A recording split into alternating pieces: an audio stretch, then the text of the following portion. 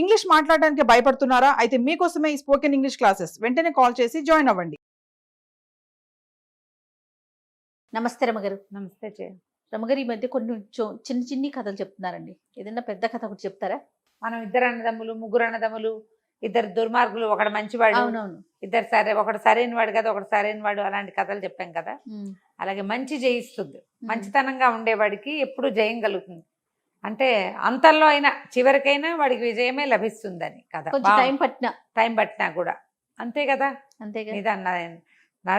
నిజపు నడక నిదానంగా ఉంటుంది. అబద్ధం భూగృహాన్ని చుట్టొచ్చేస్తే ఒక ఇంచి నడుస్తుంది నిజం, కానీ నిజానికి నడక ఉంటుంది తప్పకుండా.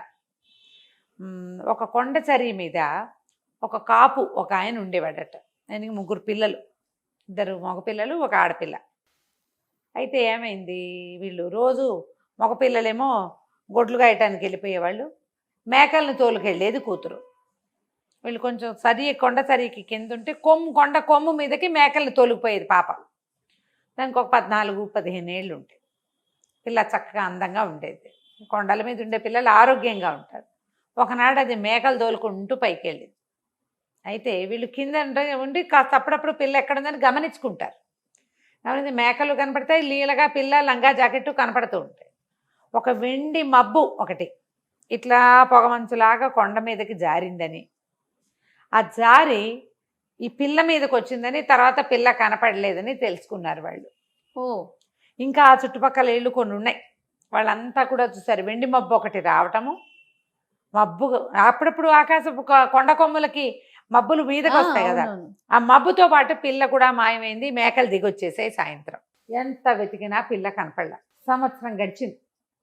అయితే ఈ కొడుకులు ఇద్దరిలో పెద్దవాడు, నాన్న అమ్మాయి కనపడక ఏడాది అయింది, ఇంకా నేను పిల్లని వెతకడానికి వెళ్ళడానికి నిశ్చయించుకున్నా, నేను వెళ్తాను అని చెప్పాడు. చెప్పేసరికల్లా పెద్ద నాన్న అన్నాడు, వెళ్ళడం మంచిదే నాయన, నాన్న వెళ్ళమంటావా అని నన్ను అడగకుండా నువ్వే నిర్ణయించుకోవడం బాగుండలేదు. నువ్వు నిర్ణయం తీసుకుని నువ్వు డెసిషన్ చెప్తున్నావు. నువ్వేం చేయాలి, అడగాలి తండ్రిని అనేసరికల్లా వీడేమన్నాడు, అడిగేదేమిటి, ఏడాది ఆగాం, నువ్వు ఎంతటి నువ్వు చెప్పలేదు, నా అంతటి నేను డిసైడ్ చేసుకున్నాను, నేను వెళ్తాను అంతేనన్నాడు. అయితే తల్లిని, అమ్మ నాకు రొట్టె కాల్చివు, నేను వెళ్తానన్నాడు. దుప్పుల వనం అని ఒక వనం ఉందట అక్కడ. ఆ దుప్పుల వనంలో మాయమంత్రాల వాళ్ళు ఎవరో ఉన్నారని, అక్కడికి వెళ్తే పిల్ల దొరుకుతుందని మాట్లాడుకున్నాడు చుట్టుపక్కల వాళ్ళతో. ఆవిడేమంది, నాయన పని ఎక్కువ చేసి పెద్ద రొట్టె కాల్చమన్నావా, ఆపేక్షగా చిన్న రొట్టె కాల్చమన్నావా అని అడిగింది. ఆవిడికి కుర్రాడు తండ్రితో వినయంగా ప్రవర్తించలేదని తెలిసింది. ఆ కోపంతో అడిగింది. అడిగితే ఆపేక్ష అన్నం పెడుతుందా, పెద్ద రొట్టె కాల్చు అని చెప్పాడు. అని నిర్లక్ష్యంగా చెప్పాడు. సరే ఆవిడ ఇంత రొట్టె కాల్చి ఇచ్చింది. సరే ఆ రొట్టె చేత్తో పుచ్చుకుని వాడు నడుచుకుంటూ పోయాడు. దుప్పుల వనం అని ఆ దుప్పుల వనంలోకి వెళ్ళాడు. బాగా నడిచి నడిచి నడిచి నడిచి ఎకంత దూరమో నడిచిన తర్వాత ఒక చట్రా ఏదో ఉంటే అక్కడ కనపడితే అక్కడ కూర్చుని రొట్టె తీసాడు తినడానికి. పెద్ద రొట్టె కాల్చింది మా అమ్మ అనుకున్నాడు. రొట్టె తీస్తే ఎక్కడి నుంచి ఒక బొంతకాకి వచ్చింది.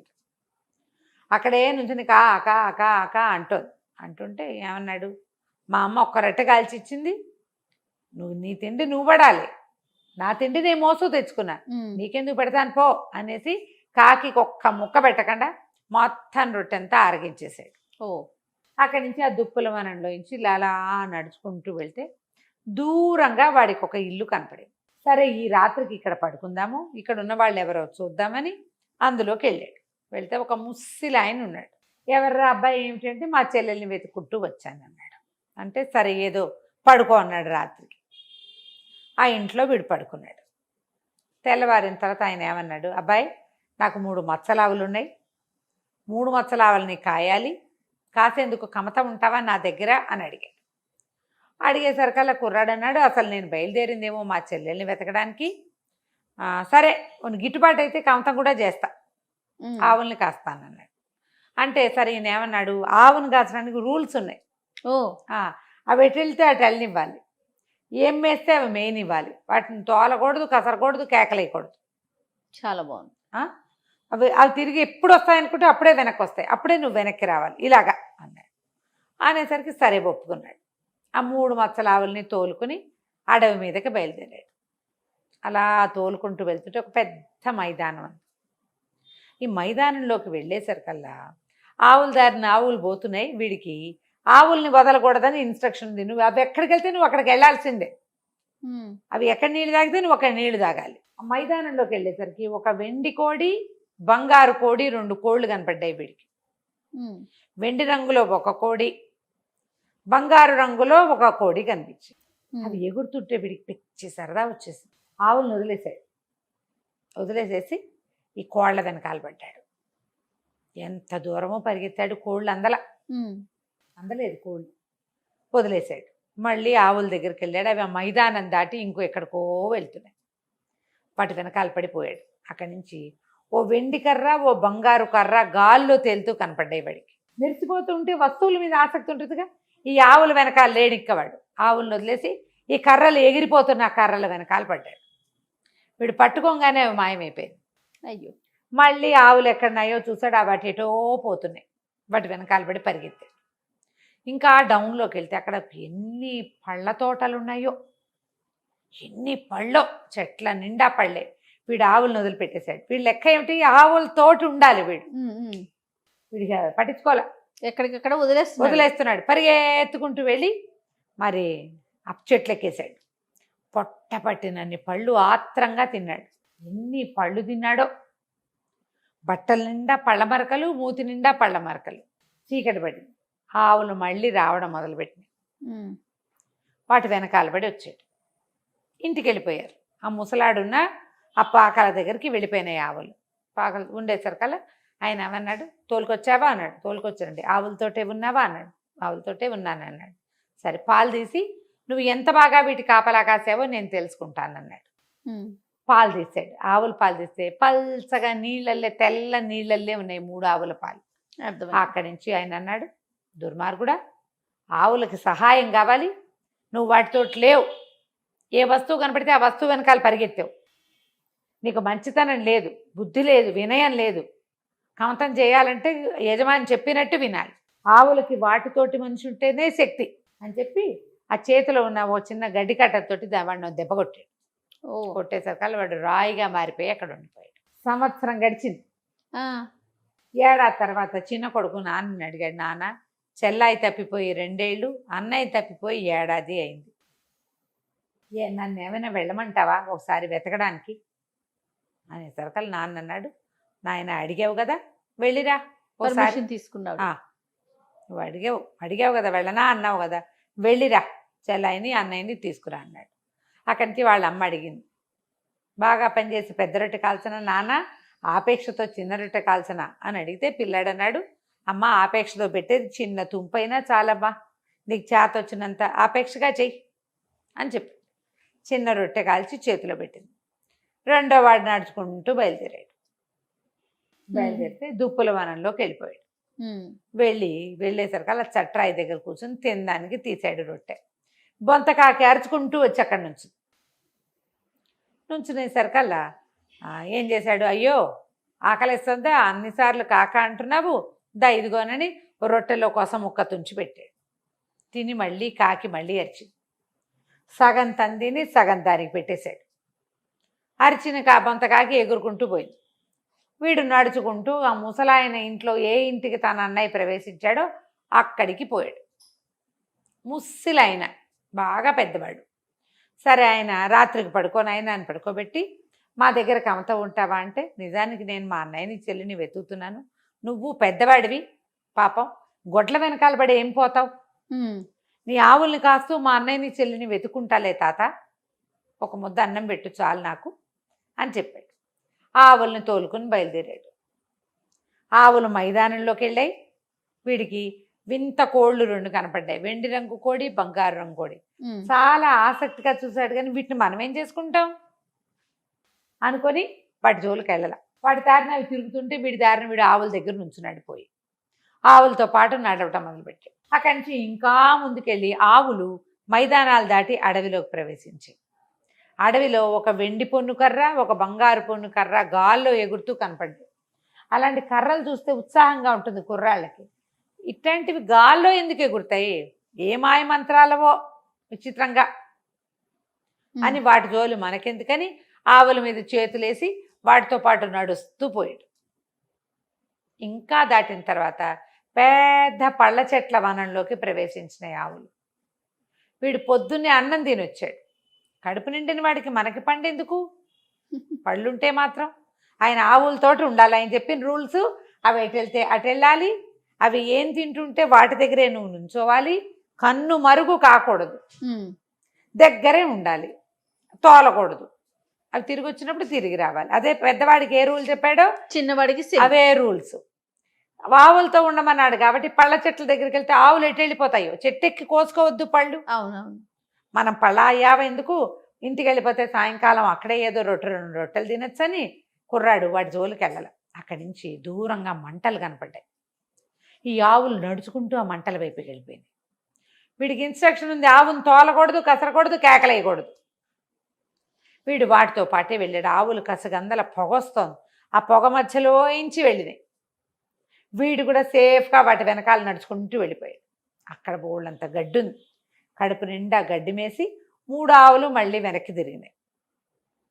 తిరిగేసరికల్లా వెనక్కి తిరిగి వచ్చి పిల్లాడు కూడా వాడితో పాటు రెండో వాడు వచ్చేసాడు. వెనక్కి వచ్చేసి ఈ ముసలాయన దగ్గరికి వచ్చాడు. ముసలాయన అన్నాడు, బాగా కాసేవా ఆవుల్ని అంటే, బాగా కాసాను, వాటితో పాటే ఉన్నాను అన్నాడు. అనేసరికి సరే పాలు తీసి చూస్తానన్నాడు. పాలు తీసేసరికల్లా పాలు చిక్కగా పైన వెన తేలుతున్నట్టుగా ఉన్నాయి. ఓహో సరే అంటే అప్పుడు ఆవులకి నచ్చినట్టు చేసావన్నమాట. ఆయన అన్నాడు, సరే అబ్బాయి నీకేం కావాలో చెప్పు అనేసరికల్లా నేనేం చెప్పను, నేను మా చెల్లిని మా అన్నయ్యని వెతుక్కుంటూ వచ్చాను. ఇక్కడ ఏదో రాతి బొమ్మ ఉంది, అదేమో మా అన్నయ్య లాగా ఉంది. గుర్తుపట్టాడు. మా అన్నయ్యలే ఉంది. మరి మా అన్నయ్య మా చెల్లి కావాలి నాకు. మీ రకం చూస్తుంటే మీరే మా అన్నయ్యని మా చెల్లిని తెచ్చారేమో అనిపిస్తోంది. మా అన్నయ్యని మా చెల్లిని మాకు ఇప్పించి తాత, నేను వెళ్ళిపోతాను అన్నాడు. అనేసరికల్లా ఆయన అన్నాడు రుసరుసలాడుతూ, తెచ్చాననుకో, మీ అన్నయ్యకి బుద్ధి లేదు, మంచితనం లేదు, వినయం లేదు, వాడికి గొడ్డు నప్ప చెప్తే జాగ్రత్తగా చూసుకోవటం రాదు. సరే కావాలంటే నీకు అట్లాగే ఇస్తా, నాకు 3 పనులు చేసి పెట్టు నువ్వు. ఈ 3 పనులు అయితే అన్నయ్యని ఇచ్చేస్తాడా? అన్నయ్యని ఇచ్చేస్తాను, మీ చెల్లిని కూడా ఇచ్చేస్తాను అన్నాడు. సరే చెప్పమన్నాడు. ముసలివాడు 3 కోరికలు చెప్పాడు. ఏం చెప్పాడు, ఈ కొండ అవతల అడవిలో, కొండ మీద కూడా వెళ్తుంది, ఒక అడవి దుప్పి ఉంది. దాని బ్రహ్మాండమైన కొమ్ములు, ఆడదుప్పి, అది కాళ్ళు చువ్వల్లా ఉంటాయి, మహావేగంతో పరిగెడుతుంది. ఆ దుప్పిని పట్టుకొచ్చి తెచ్చిపెట్టు నాకు, అది కావాలి.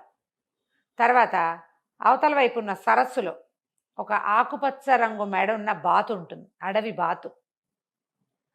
సరస్సు చుట్టుపక్కలే ఉంటుంది, ఆ బాతును పట్టుకురా. తర్వాత కొండల మధ్యలో కోనేరు ఒకటి ఉంది, ఆ కోనేట్లో ఎర్ర రంగు మొప్పలు, ఆకుపచ్చ రంగు తోక, పసుపచ్చ మెడ కింద పసుపు తార ఉన్న ఒక అద్భుతమైన చేప ఉంది. ఆ చేపను తెచ్చిపెట్టి, జల చేప. ఈ 3 పట్టుకురా. మీ తమ్ముడు మీ చెల్లిని మీ అన్నయ్యని ఇచ్చేస్తానన్నాడు. వీడు ఎటా తెస్తాడు? సరే కుర్రాడు బయలుదేరుతానన్నాడు. అక్కడి నుంచి అడవిలోకి బయలుదేరాడు. బయలుదేరితే దూరంగా వాడికి ఆ దుప్పి కనపడింది. ఆడదుప్పి ఎత్తుగా ఉంది, దాని కాళ్ళు నిజంగా చాలా బలంగా ఉన్నాయి. ఇక పరిగెత్తింది, వీడు దాని వెనకాల పడ్డాడు. పడి పడి పడి ఏమనుకున్నాడు, ఒక జాగిలం గనక ఉంటే దీన్ని పట్టేస్తాను నేను అనుకున్నాడు. సడన్గా ఎక్కడి నుంచి వచ్చిందో పెద్ద కుక్క వచ్చింది. అక్కడి నుంచి కుక్క వీడు కలిసి దాన్ని కాసేసి ఆ దుప్పిని కట్టేశారు. ఆ దుప్పిని భుజాన్ని వేసుకున్నాడు, అడవిలో గుర్తుగా ఓ చోట పెట్టాడు. అక్కడి నుంచి ఇప్పుడు సరస్సు దగ్గరికి బయలుదేరాడు. బయలుదేరేసరికి అలా సరస్సు దగ్గరికి వెళ్ళేసరికి వాడు రోజులు పడతాయి ఈ పనులన్నిటికీ. ఈ పైన బాతు ఎగురుతోంది, ఆకుపచ్చ రంగు మెడ ఉన్న బాతు ఎగురుతుండేసరికల్లా బొంతకాకి మొట్టమొదట వీడు రొట్టె పెట్టాడు కదా, ఆ కాకి పైనుంచి ఎగురుతూ తనే ఒక్క పోటు పొడిచింది ఆ బాతుని. పొడిచేసరికల్లా బాతు కేరమంటూ కింద పడిపోయింది. టక్కిన పట్టేశాడు దాన్ని. మెడ పట్టుకున్నాక ఇంకా బాతు ఎక్కడికి వెళ్ళలేదు. ముందొచ్చిన కుక్కని కూడా ఈ కాకే పంపించింది వాడికి సహాయం కోసం. వాడి వెనకాలే తిరుగుతోంది అది. అక్కడి నుంచి ఏమైంది, జల చేప కోసం వీడు కోనేట్లోకి వెళ్ళాడు. కోనేట్లోకి వెళ్ళేసరికల్లా ఒక అడవి పిల్లి నీళ్ళల్లోకి దూకి ఆ చేపను లాక్కొచ్చి వీడి చేతికి అప్పచెప్పి. అవన్నీ ఎందుకు వచ్చినాయి, ఈ బొంతకాకి వల్ల వచ్చినాయి. అది అడవిలో ఉంటుంది కదా, అక్కడి నుంచి ఈ పిల్లిని, ఈ బాతుని, చేపని, బాతుని, ఆ దుప్పిని భుజాన్ని వేసుకుని ఈ కుర్రాడు నడుచుకుంటూ పోయి ఆ ముసలాయనకి అప్పచెప్పాడు. చెప్పేసరికి ఆయన మాయ మంత్రాల వాడికి తెలుసు ఏం జరిగిందో. ఈ 3 స్వాధీనపరుచుకుని లోపల పెట్టుకుని ఏం చేశాడు, ఈ రాత్రిలోగా ఉన్నాడు కదా అన్నయ్య, ఆ అన్నయ్యనేమో మనిషిని చేశాడు. లోపల మబ్బు లాంటి ఒక పదార్థంలో దాచిపెట్టిన పిల్లని కూడా బయటికి తీసుకొచ్చాడు. ఇదిగో మీ చెల్లి సేవ చేయించుకునేందుకు తెచ్చుకున్నాను, వెనకాల పిల్ల మేకలు కాస్తుంది రోజు అని. నువ్వు మంచితనంతో మర్యాదతోటి ఈ పనులన్నీ చేసావు, మీ అన్నయ్యకి కూడా అది నేర్పించు, హాయిగా ఉండని అన్నయ్యని చెల్లిని తమ్ముడికి అప్పచెప్పాడు. వీళ్ళిద్దరిని వెంట పెట్టుకుని ఈ కుర్రాడు ఇంటికి నడుచుకుంటూ ఇంటికి తీసుకుపోయాడు. ఆ బొంతకాకి ఎప్పుడైనా ఓసారి వీడి కొద్దీ స్నేహం కొద్దీ వాళ్ళ ఇంటికి వెళ్ళి కనపడుతూ ఉండేది. ఆ తర్వాత ఎప్పుడూ వాళ్ళు కొండ కొమ్ములు ఎక్కల, ఆ కొమ్ము ఎక్కకుండా కిందనే తిరుగుతూ పనిచేసుకుని హాయిగా ఉన్నారు. కథ కంచికి మనం ఇంటికి. సూపర్. నమస్తే. నమస్తే.